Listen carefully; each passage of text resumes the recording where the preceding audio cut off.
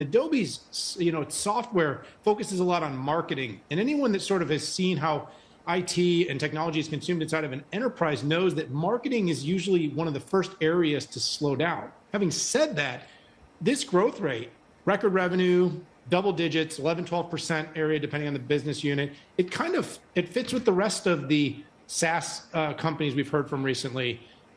Oracle this week, 10% on its apps business. Salesforce around 10% in its most recent quarter. So we're seeing the growth kind of hit this level, but the macro is complicated. The macro is complicated. And so, let's peel it back layer by layer. How do you see the macro impacting tech stocks like Adobe in terms of their CapEx? Because many say that for a lot of these cash generating businesses, what happens with rates is not that important. So overall right now, we have a situation where we're waiting on the Fed. We want to see what move they make next with interest rates. Of course, we are watching this kind of AI surge in the CapEx investment that these big cloud providers are making. But companies like Adobe, these are subscription companies.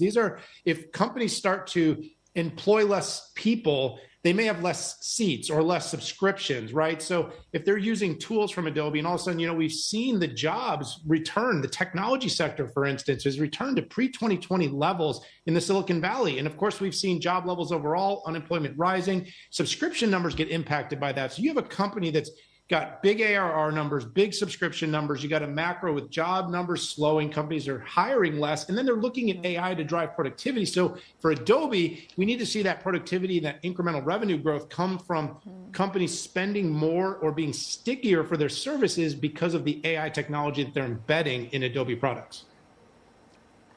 How do you rationalize the market's reaction yesterday as also year to date?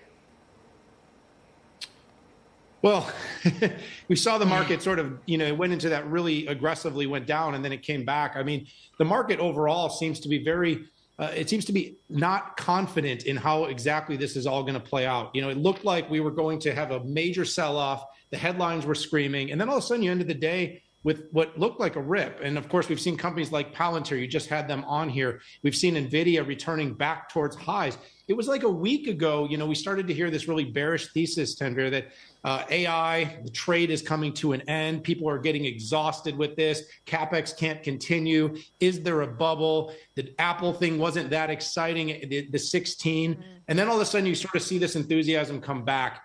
I think we're waiting to see the interest rates come down. I think the macro, the election is going to affect how the economy performs overall.